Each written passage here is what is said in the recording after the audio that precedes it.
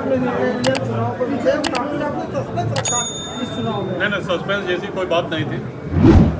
जैसा कि आप लोग जानते हैं, जनसत्ता दल का कोई भी प्रत्याशी इस संसदीय चुनाव में कौशाम्बी और प्रतापगढ़ में नहीं लड़ रहा। हमने वो कारण भी रखा आप लोगों के सामने, और बराबर पूरे क्षेत्र से समर्थकों का, मतदाताओं का, शुभचिंतकों का, कार्यकर्ताओं का फोन और संपर्क करके ये प्रश्न उनके बराबर हमसे पूछे जा रहे थे कि करना क्या है इस चुनाव।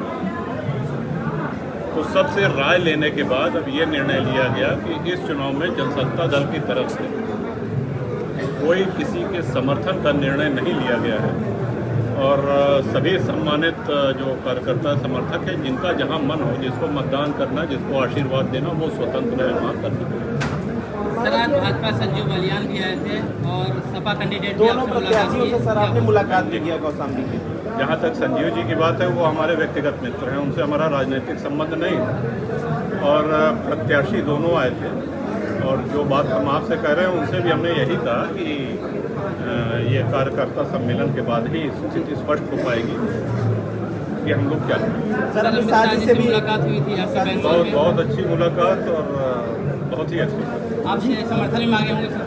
अब वो जाने दीजिए बंद कमरे में क्या बात हुई, जिस तरह लेकिन से बहुत अच्छी मुलाकात और बहुत ही जिसको हम कहेंगे कि यादगार मुलाकात। सर, जिस तरह से घटनाक्रम पूरा चला, लगा कि बीजेपी की तरफ आप कहीं ना कहीं होंगे, लेकिन अभी आपने बिल्कुल स्वतंत्र तौर पर कार्यकर्ताओं से अपील कर दी कि स्वतंत्र होकर वोट दें, जिसको पसंद करें आप।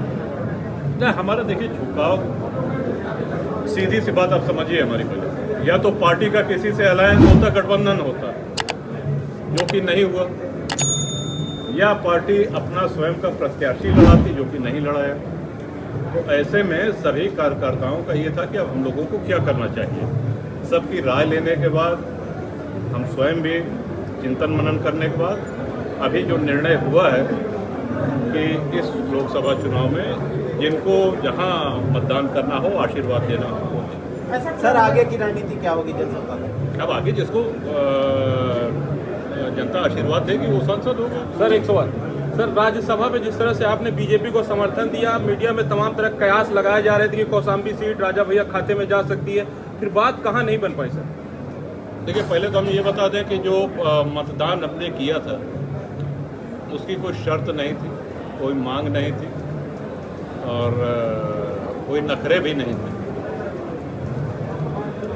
कई बार बात बनती है, कई बार नहीं बनती है, उसमें मन छोटा करने की आवश्यकता नहीं। आपने पार्टी बनाई, आपने तुरंत चुनाव लोकसभा का लड़ा, काफी अच्छे थे, लेकिन इस बार ऐसा क्या हो गया कि आपने चुनाव नहीं लड़ा? उसका कारण हमने बताया आपको। सर, एक सवाल और। नवंबर 18 में पार्टी बनने के बाद 6 महीने के अंदर लोकसभा के चुनाव हुए, जिसमें 2 विधानसभा हम लोग जीते, लेकिन 3 में हमको सफलता नहीं मिली। तो इस बार ये था कि यदि गठबंधन होता है तो देखा जाएगा। गठबंधन नहीं हुआ तो हम लोगों ने निर्णय लिया कि पार्टी का कोई प्रत्याशी नहीं उतारा जाए। सर, एक सवाल और आखिरी, बताइए। क्या इस निर्णय से ऐसा माना जाए कि अखिलेश यादव की तरफ आप झुकाव थोड़ा बहुत हो रहा है? आप पूरी सभा में रहे, आप हमारे वक्तव्य को बहुत ध्यान से आप सभी पत्रकार भाइयों ने सुना। क्या आपको हमारे किसी वाक्य से किसी भी तरफ, हम किसी एक व्यक्ति, एक पार्टी की बात नहीं कर रहे हैं। देखिए, हम जो बंद कमरे में बोलते हैं वही मंच से बोलते हैं। आप हमसे बंद कमरे में भी पूछेंगे तो हम वही चीज़ कहेंगे जो हमने मंच से कही। जिनकी जहाँ इच्छा हो वो वहाँ मतदान। समर्थकों की भावनाओं का सम्मान। बिल्कुल।